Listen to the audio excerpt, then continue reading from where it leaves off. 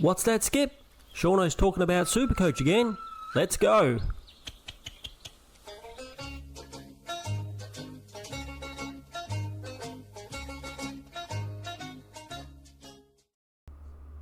G'day everybody, it's Shauno again and I'm back for some more Supercoach content.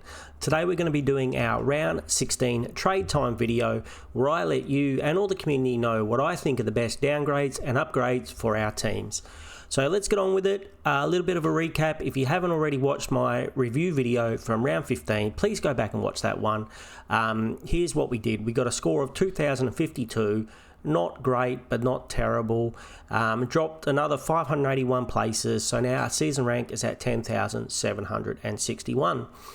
Don't forget, before we move on, we are trying to get to 300 subs before the end of the season, so please hit that subscribe button, and if you like the video, please like the video and give me a comment down below. Okay, let's go and have a bit of a talk about who are the best trade in options. So we're going to start with the rookies. So let's go, we'll just clear the filters and we will have a look at the best cash cows, the best rookies to get in this week. Obviously, we won't be looking at people on their buy. We might have a quick mention, but we're not going to have a hard look at them. Oops, sorry about that. There we go.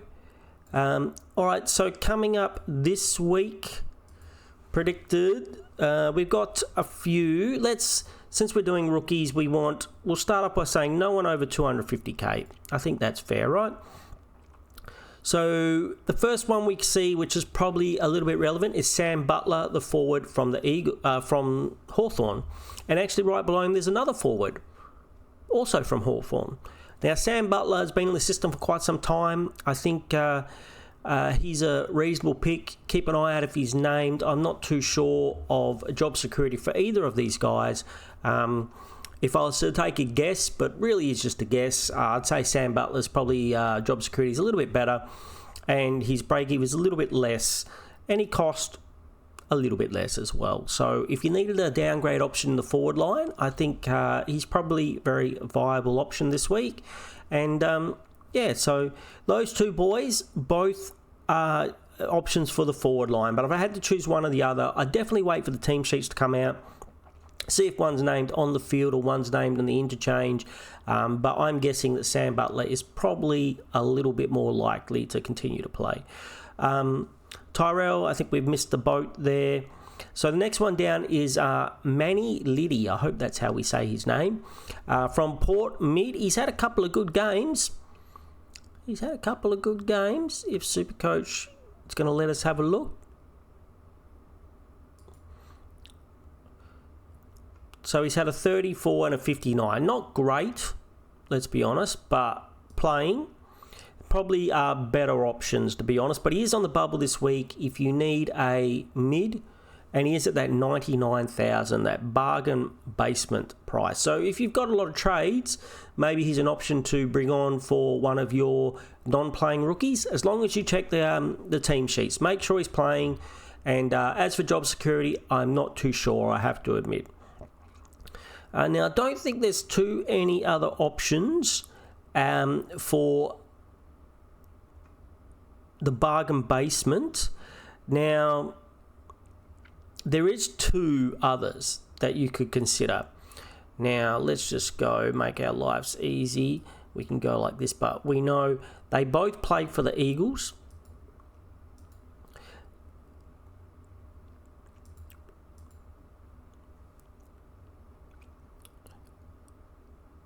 Okay, so one is, of course, Mr. Tom McCarthy. Now, he's not on the bubble this week, but if you're going to go early on someone, I think this is the one to go early on. He had a great first game. He's got a great role. And after that first game, you can't really see him being dropped. He took 10 kick-ins. He was extremely clean. His efficiency rate with the ball was almost 100% at halftime, and I think it still finished in the 90s by the end of the game. So I can't see him being dropped. The only worry you would have is if he got injured, but I mean, that's the worry you take every week. I think he's viable as a flex position. I mean, after one game, that's a bit tricky to say, but I think if anyone was going to hold their position and be viable as a either bench cover or in your flex, I think Tom McCarthy is going to be the one. So he might be better than going some of these other options like the Liddy from Port Adelaide. Might be better to go Tom McCarthy a week early. I think he's probably got better job security, and he's potentially going to get better scores. I'm going to run with him in my flex and see how it goes. Yes, it could be risky, but I think it's out of some of the risky options we've had this year. I think this is probably one of the least riskier ones to go early on. Now, the other one is Bo Allen. Bo Allen still is a bargain basement price, even though he's played 4 games. Now, I'll probably stay away from this. He has been the sub a couple of times. He is a defender mid as well. I mean, if you were choosing out of McCarthy or Bo Allen, you choose McCarthy every day of the week. Bo Allen has more of that shutdown key defender role. So I think, yes, you want to go McCarthy if you're looking at 2 of these. Not only that, but he's cheaper as well. So you can't really see him being the sub. I think there's a lot of other sub opportunities. The fact that he's a mature age, 24-year-old, don't think he needs to be the sub. We know that Minnie McWalter loves to sub out his rookies like the Clay Halls and the Tom Grosses of the world. So I got a feeling Tom McCarthy is probably going to be all right when it comes to not being the sub. So they're the rookies. There's not many there. You got a couple next week to look at. We might just quickly mention them. You shouldn't be getting any of these guys in early because they're all in their buys, but Nicholas Madden in the ruck could be a good option if Briggs doesn't come back. Wouldn't be getting him in this week, but has scored very well in his 2 games that he's played the number 1 ruck. Harry Rowston has had 3 good games, and at 161, he still might be an option next week. Looks like he's a reasonable scorer, and if he holds his position in the team, he could be okay. And then you've got a 99k of Archer May who played for Essendon, who had a pretty good score, I believe. He got the first score wasn't great, but the second score was it an 80 something that he delivered? 83, a 37 and an 83. So maybe a 99k player is what you need next week in the forward line. Maybe instead of going with one of these guys in the forward line this week, you wait for him. Job security, have to admit, not too sure how he's going to go there. And you've also got one more, Jack Martin, who already went up his price rise this week. I think he's a forward, but he's playing in the back line. And I think even though he's a bit older and he's quite injury prone, Geelong obviously like him in that back line. And we all know how that's a decent scoring position. So I think he could also be an option next week. Not so much for making money, but if you say you're a bit desperate for someone just to play on the field and you couldn't afford anybody else, I think he'd be a reasonable choice to play on the field. I think he can deliver reasonable scores. What's his scores been so far? I think he's had 1 low one and 2 reasonable ones. Supercoach is a bit slow this morning, a bit like Shauno on a cold Monday morning.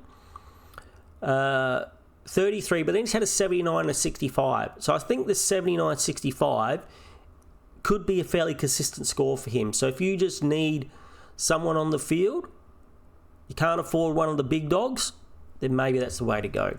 All right, so let's move on. Let's go to mid prices. Are there any mid prices this week that we should be considering? And I think there's probably only the one. The only one I can think of is Callum Mills. Now, yes, we could have jumped on him last week. He went up 38k. He was at 350-ish, and he's gone up 38k. But I think at under 400k, he's still a very viable option. First week, he had a reduced time on ground, being back after a long injury. The last 2 weeks, though, the time on ground has increased, and he's playing more of that back seagull role a little bit. So he's first, with the lower time on ground, he got a 69, and then the last 2 times he's played 107, 121. So I still think if you're looking for a bargain basement place, player for your back line, Callum Mills can be the man.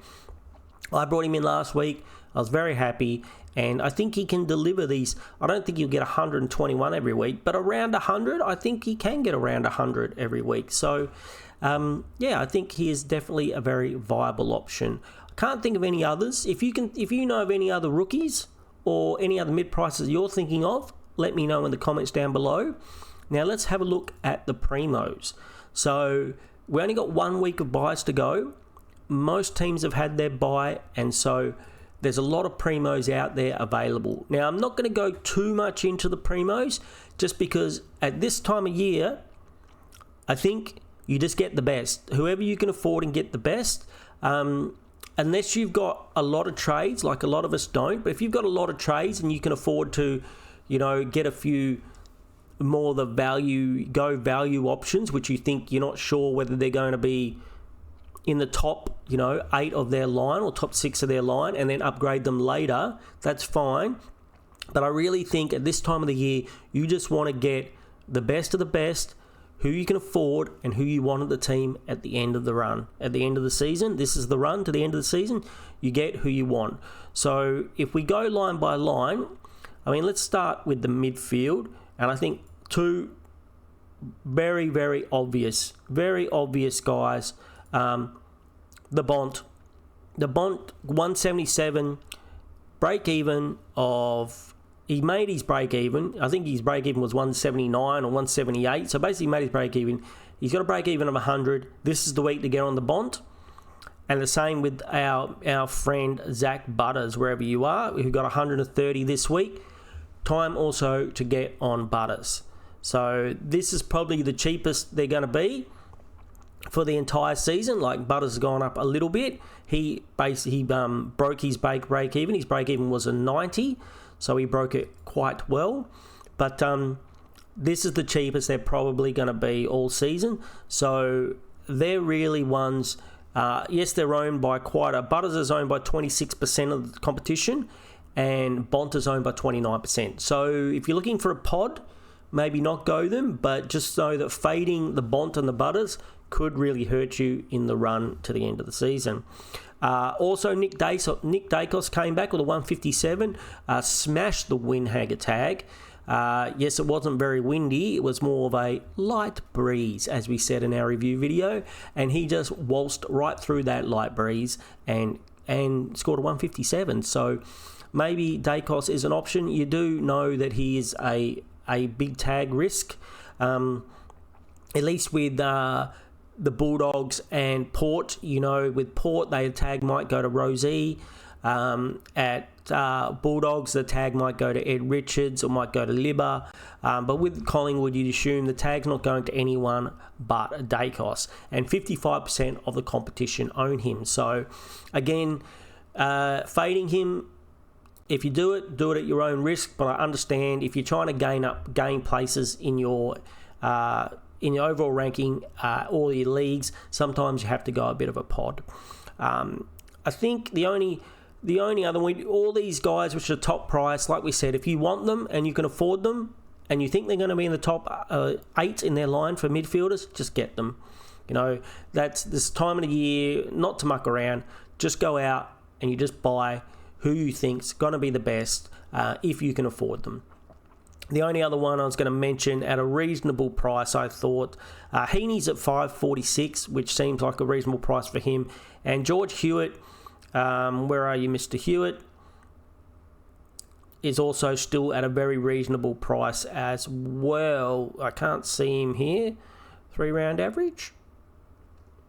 Here he is at $5.50. I think he's only owned by 9%. If you wanted to go down that pod avenue, maybe Hewitt is the way to go. So that's the mids. Like I said, we're not going to go into it too much. If you like them, pay up for them if you can afford them and get them. All right, next go to defenders. All right, again, you just want the top 8 in your line. Holmes, like, if you could afford him and you want him, get him. He's super expensive. And as we've seen, they can drop down, but will you have the trades to get him later on? If you've got lots of trades, it's a different story. But at this time of the year, most of us don't have many trades, so you just want to get who you want to get. Wanganeen Malira, $5.50 still seems like a reasonably good price for him.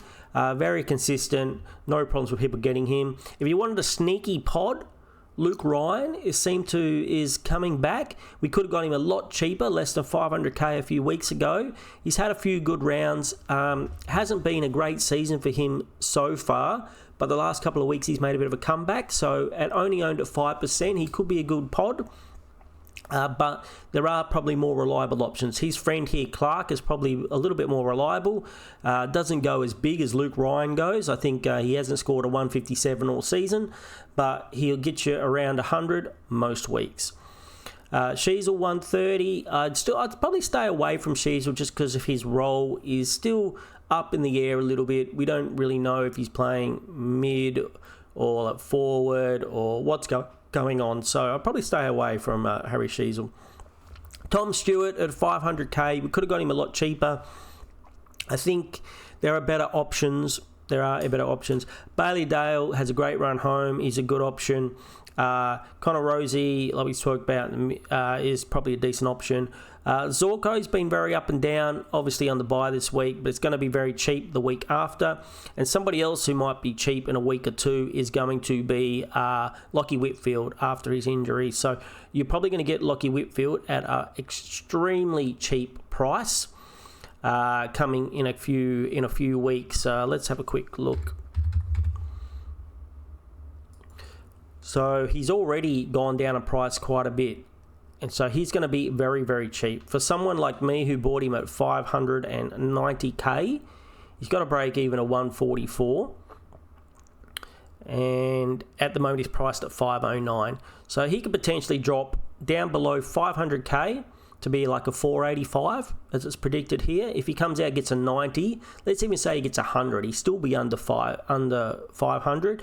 And not this week, probably not next week, but the week after, he could definitely be a target. And he's a definitely potential to be in the top 6 in the back line. So, like I said, we're going really quick through these primos. If you like them, get them. You know, if you think they're going to be in the top 8, pick them up. Now, we're not all going to have the money to do that, but get who you can afford. If you need to go on the slightly more of the value side of ones, go for the ones that are a little bit cheaper. But you really want to be getting the best of the best into your team now. So, okay, let's have rucks. I think it's pretty obvious. If you are getting a ruck, you want one of the 4 big boys. Grundy has been on fire. Grundy's been on fire. Luke Jackson, well, he has also been on fire, and I think we should really talk more about him as a forward than a ruck. And then I think you still got Cherry. Cherry's going to come down. Cherry bombed it this week. He's going to come down in price a little bit. So maybe if you don't have him, you can pick him up in a couple of weeks' time. And Max Gawn, what's kind of break even Max Gawn's got this week? 142. So again, if you're getting a ruck, I'd say you want to be getting one of those big boys. There doesn't seem to be too many value options out there. Tom De Koning was a bit down with Pitnett in the team. We'll see if that was just a 1 week off to try and counter Cherry, which worked very well for them, or if that's going to be a regular thing. Otherwise, you know, you're a bit stuck if you're looking for a cheap ruck. You're pretty much just going to have to go for who you afford, or maybe all the way down to one of these rookie guys if you see them playing. So, again, get the good guys, get who you can afford. And for the forwards, okay, so I think there are a few options this week, and forwards are probably one of the more interesting ones. Luke Jackson, again, if you can afford Luke Jackson, you got plenty of money stashed away, I'd probably go out and buy him. It's a ridiculously high price, but he has a ridiculously high ceiling. When Darcy doesn't play, as we saw this week, and he plays against rucks that aren't exactly, you know, the best of the best, he absolutely destroys them. And he destroys them not just in the ruck, but around the field. So even when Darcy has played this year, he's been playing as like another midfielder, and he's been scoring very well. So anyone who picked up Luke Jackson at the beginning of the season was very happy at this time, and I kind of wish I could get him in my team. I can't afford him, but if I had the money, I would 100% be getting him in. And who knows, if somehow I have trades left at the end of the season and I can go a couple of tries down, make some money, maybe a Rankinene turns into Jackson, or someone else in the forward line who is not performing turns into a Jackson. Or if I was to get an injury, say one of my big ruck guys like a Gawn or a Sherry was going to get injured, I'd highly be considering Luke Jackson to replace them. Jake McRae came out, smashed a 131, seems to be back. His punctured lung didn't seem to affect him too much this week. So at 493, I think he's a valid option. Sam Darcy is still really cheap. I got him last week. I would seriously consider jumping on. 144 he got, 5 goals. It was against Richmond, so I'm not expecting 144 this every week, but I do think he can average you 100 from now on. And for 459, he's almost in that mid-pricer range. So I definitely feel like for the value options in the forward line, he's the best. He's the best option this week. Petrarca's at 519, not too bad. Rankine's very cheap, but he hasn't been performing. I think there are better options. If you needed a cheapo, it's fine, but I'd probably prefer you went Darcy over Rankine, to be honest. If you need a cheap option in the forward line, I think Darcy has more chance in their current roles, which Darcy's role's not going to change, that he could outperform Rankin quite easily by the end of the season. Jason Horne-Francis at 470 is also a very viable option. You're probably not going to get him any cheaper than this. I was definitely looking at him last week, but I went Darcy just because he was cheaper. And now Horne-Francis is, 472 we just saw him at? I think that's a really good price for him with a break-even of 54. This is probably the cheapest you're going to see him. So if you wanted to pick him up, this is going to be the week. So I think there are a few options in there in the forward line. I think they're the ones that I'd be looking at. I mean, Chad Warner is back down to 450. Again, another value option. I think he could bounce back. His performances the last few weeks haven't been great, but it's a bit of a roller coaster ride. Down, he's got a huge ceiling, but he also seems to pump out a 60 or a 70 every couple of weeks. So a little bit of a roller coaster ride. I don't know if I'd recommend anybody else to jumping on that roller coaster. Again, at 450, I think if I had to choose, you got Warner, you got Horne-Francis, you got Rankine, and you got Darcy, all around the same price. I really feel like it's between, out of them, I'd be really going between Horne-Francis or Darcy. And the two of them are the two that I'd be really looking at. The two that I looked at last week, and I went Darcy just because he was cheaper, but they're a much similar price this week. So I'd just pick whoever you feel more comfortable with. Who do you prefer in your team to look at? I think they're the ones to go for. Obviously, if you didn't have Bailey Smith, 75% of the competition's got him. He's 610. Again, if you have the money and you don't have him, just get him.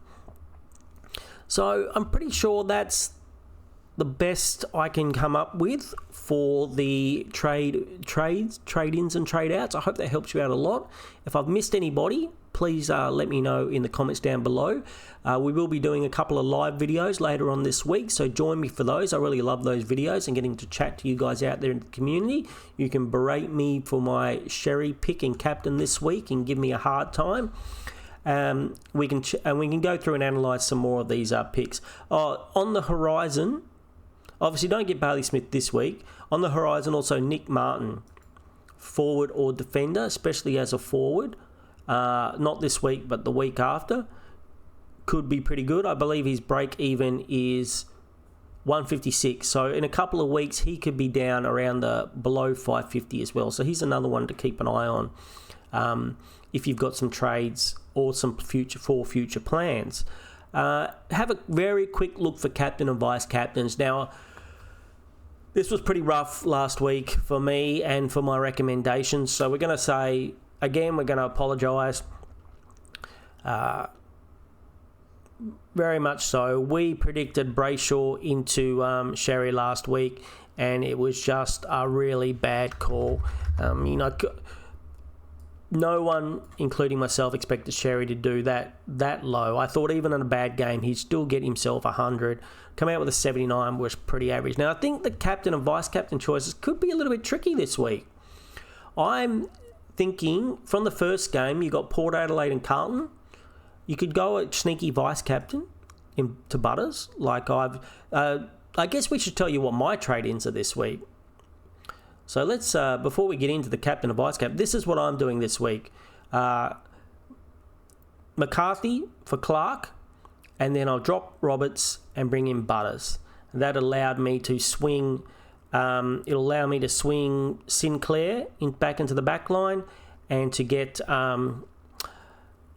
Butters in the team. Only leaves me with 4 trades though, so that is very, very scary when there's still 9 rounds to go.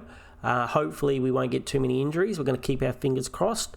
But this is the best way for me to advance my overall rank and to try and win my leagues, which is quite important to me. So that's what I'm doing. That's what my team will look like when we come out of the buys. We'll have Whitfield there. Hopefully he's okay. We will have Cadwell here. And we will have Brodie Smith here. And we'll be running Tom McCarthy in the flex. Last week our trades were we got Darcy, who got us 144, and Mills who got 121. So we're very happy with last week's trades. Hopefully these ones can go the same. McCarthy in for the flex position, hoping that he holds it up and gets me an 80 plus score each week. I'd be very happy with that in that position. And Mill and Butters, yep, well, like I said, you want to bring in the best. I know Butters has that high ceiling. Yes, he might get tagged, but I know when he goes big, he goes really big, and I need players that can go big. So I think if we go back to captain and vice captains now, I think a viable option is Butters vice, maybe into Bont, something like that. You can try. Can Bont do it 2 weeks in a row? Maybe. You know, also if you've got Hewitt from Carlton, you can maybe have a sneaky vice captain on Hewitt. Sydney or Western Bulldogs in the second game. So maybe if you happen to have Grundy or maybe a Heaney, you could probably put the vice captain on them. The Western Bulldogs, you could put the vice captain on the Bont and then try and go into someone else if if you didn't feel like he might not be able to back it up. That it sounds like at the SCG, versus Sydney, could be a tough game. James Jordan, the tagger for Sydney, could go to someone and it could be the Bont. So maybe the vice captain option is better than the captain option. Vice captain is someone else. And then I guess you want to, the week after that is Gold Coast versus Melbourne. So maybe a Noel Anderson. I probably wouldn't go Rao, but maybe you could vice captain like a Butters or a Bont into a Anderson, or even a Max Gawn. You can go Bont into Gawn. He's got Wits though, and Wits is quite restrictive. He is a restrictive ruck. Let's have a look and see in previous. So he's gone 88 and 97. So maybe Max Gawn isn't the best choice. He hasn't cracked 100 the last 2 times he's played Wits. So the game after that is Cherry. Do we trust Cherry to come back? Well, we didn't trust Bont, and Bont came back and delivered a really good score. So Cherry, with his massive break even, the Cherry Bomb, got a 123 and a 144 last year, and I assume that's against Meek. So maybe we trust to go back there. No one mentioned anything about an injury. There just was the double tag team from the Pitnet and TDK against him that seemed to keep his score down. Maybe we can. I'm always a little bit shy after someone gets a score like this, just in case maybe they're carrying an injury. But I think it's okay surely he comes back, right? Surely he comes back. So his past scores seem reasonable against him. So I think it's a valid option. And then who else have we got? We go down. The next game, we got Collingwood versus West Coast. Maybe Dacos. Maybe Dacos is a really good option here. So something like a Bont or a Butters into a Dacos. Will the Eagles tag Dacos? Probably not. Eagles haven't been really tagging too many people this year. They have put a little bit of attention into some people, but Is it worth tagging Dacos? You assume Collingwood are going to slaughter the Eagles at home in Collingwood. This could be a really good pick, actually. Something like a Butters or a Bont into Dacos, I think could be a very good pick this week. And then the last game, you got Freo versus St Kilda at home. So a Brayshaw, like a Bont, a Butters, or a Dacos into a Brayshaw or Sarong. Sarong has smashed out 2 big scores in a row. He's in some really good form. So maybe that is also an option. Well, I hope that helps you guys. I know I gave you quite a few options there, but everyone's team's different.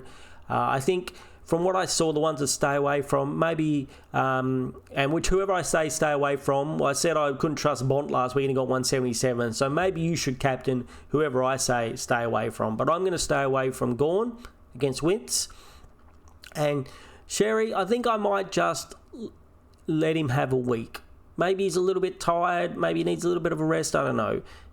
Maybe we'll just let him have a week and see if he can get a big comeback game and go for I think the Butters or Bont, Butters into Bont, or Butters into Dacos, or Bont into Dacos, I think are all very valid options, and they're the way I think I'm going to be going. So I hope you enjoyed the video, everybody. Really like making these videos for you. So please hit that subscribe button, hit the like button. If you want to know when my live videos come out, come and have a chat to me. But if you hit that notification button, that will let you know when I'm live.